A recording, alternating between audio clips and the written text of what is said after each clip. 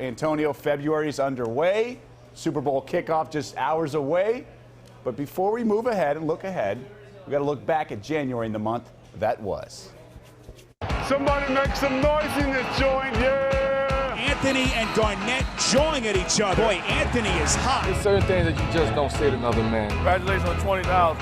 Next game, man. Come on. The youngest in NBA history with 20,000 career points. Durant shoots a three. Good. Oh, you cannot leave him for no reason. We still got a long season ahead of us. I want us to win. We all want to win. I want this to work. That's been a nightmare. Because obviously we should be winning. We all know that. But we're not. It's pretty self-explanatory. Will now move forward without your point guard. How do you absorb that loss? You can write your obituary. I'm not. Kyrie Irving is Mr. Fourth Quarter. Aldridge for the win. Yes! Just jumped over his head, didn't even block the shot. This one was flat out filled. Check the rim for bruises after that one. Throw it down. Are you serious? Plays like those evoke images in the minds of those viewing. The longest sky hook in American Airlines Arena history, and maybe the greatest hug takedown. We might need to come back to a few games. We need to run a late game situation. We need a hook shot. I was just as excited as him. Rocky just got denied the half-court shot by Westbrook. And he might have had a chance to go in. It ain't about tonight. It's about where we going. And we're in the White House right now. This is like, hey, Mama made it. So that was the recap of January. Who's going to step up in the place of Dwight Howard on the court, Legs? Well, interesting you asked that, Linda, because there's a guy that caught my eye at the beginning of the season for the Lakers, and it wasn't because of what he was doing on the court. It's because of what was going on the bench. The greatest show I've ever seen on the end of an NBA bench. Who is he? Let's introduce you to him.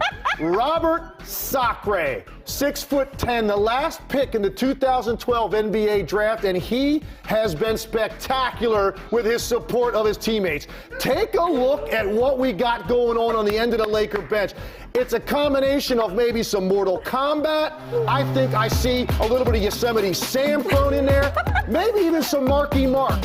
But this has been the best show in the league that no one has talked about. You talk about a guy there for his teammates and having their back, and he even understands when not to. Take a look here. This is his teammate getting dunked on, and they had a little bit of a chuckle. Watch him grab his teammate and say, no, sit down. That's not the time to go into the Yosemite Sam. And what happens when he's not on the bench? Little different. Yeah. It's just not quite the same down there, Linda. Now, the problem for the Lakers, he went down to the D-League. Yeah. He's back. What happened to Indy in that game? Well, LeBron summed it up. They got everything that they wanted, Miami. 5 dribbles in the post. He's right. Paul George, you can't give a player of his caliber that many dribbles when he's that big, that strong, that athletic down low. And look at the way his vision is up. So he's reading where Roy Hibbert is. He knows where the help defense is coming from, so he can spin back. The fact that he can go either shoulder and he's ambidextrous at the rim makes it very difficult to determine where you want to double. When you do send double teams, obviously he's one of the best passers in the league. He's going to make you pay for that. There's got to be a quicker rotation to the shooters. That time George Hill was late. Chris Bosh gets a 3. The second thing they got great contributions from their role players. They basically, in effect, in the first half of this game, were not guarding Udonis Haslem, and he made them pay repeatedly by getting to the spot on the floor that he wanted to get to. They did a nice job of recognizing high-low when they did spread him out. LeBron James right here. Paul George trying to front, gets him on his back. Nice high-low action, gets the layup. Here, once again, you draw 3 defenders underneath the rim, someone's going to be open. Dwayne Wade gets it out. They go around the horn, all the way around the circle, and once again, it's Haslem. Hibbert makes the effort to get there, but again, it's late, and by this time, Haslem already had a nice rhythm going, and then they had a tremendous amount of dribble penetration whenever they wanted it. Dwayne Wade, Mario Chalmers, LeBron James, it didn't matter. Norris Cole, everybody got into the lane whenever they wanted to. Indiana, again, paying a little bit too much attention, I think, to some of the guys at the three-point line right now, and they're too spaced out. Roy Hibbert can't be a one-man band at the rim protecting everything. Sometimes he's going to get there late. That was the case in this one. In game one, I thought the supporting cast of the San Antonio Spurs did a better job at reading the defense, having an impact, and being aggressive with their contribution. And really, it just comes down to smarts and understanding the situation. Here, Tim Duncan does all the work. He draws 5 defenders into the lane. Manu Ginobili rotates around. He understands that Dwayne Wade's on a hard closeout. Now you can attack him off the dribble. No shot blocker back there so you get to the rim. This time it's Danny Green. Turns the corner again. 5 white jerseys in the lane. This is the way the Heat are conditioned to play defense. And look at the touch pass from Ginobili. If he comes down with that basketball and then passes it, there's a closeout and no shot. And finally, Tony Parker off pick and roll. When Duncan dives to the rim, look at Mike Miller on the weak side. He has to rotate into the lane to take away the slip. And look at the skip pass by Manu Ginobili. It's so quick. It's perfectly on target. The Spurs need Tony Parker, but what he's got to do is solve the defense. Miami gave him a lot of different looks. Right there you see a double team, 2 people focusing on him. Careless pass, couldn't get it through. Again, the same look, but the difference in game 2, they gave him multiple looks, different defenders, mainly Mario Chalmers, but this time they're switching, and it's Udonis Haslem, a big switching on Tony. Tony tries to go by him, but ends up having to settle for a shot.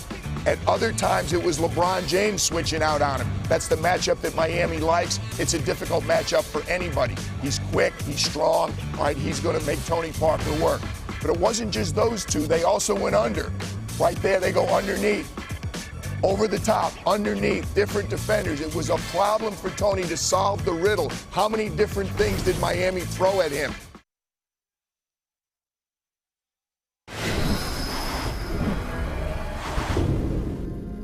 Falls back, steps up, tries to run, gets it away. It is picked up. Griffin in the shotgun, fires, touchdown! 3 touchdown passes for RG3. We're letting the fans down and the city down. I completely understand that. This is a flat-out disgrace. Is this bad? I just don't care anymore. It's a fan base that has cared so much, we've been reduced to not caring. We're not winning football games. It's all Andy Reid. And look at the Eagles right now. You're not embarrassed? My leadership right now isn't good enough. He could quit. You know what, I blame Jeffrey Lurie for giving him the power. I can't watch anymore. Stop blaming it on the coach and put some onus on the players. The players, did you feel like they quit? There are a lot of guys on that team that don't care. They're trying their best. It's a debacle. It's the worst I've ever seen. I think everybody's searching.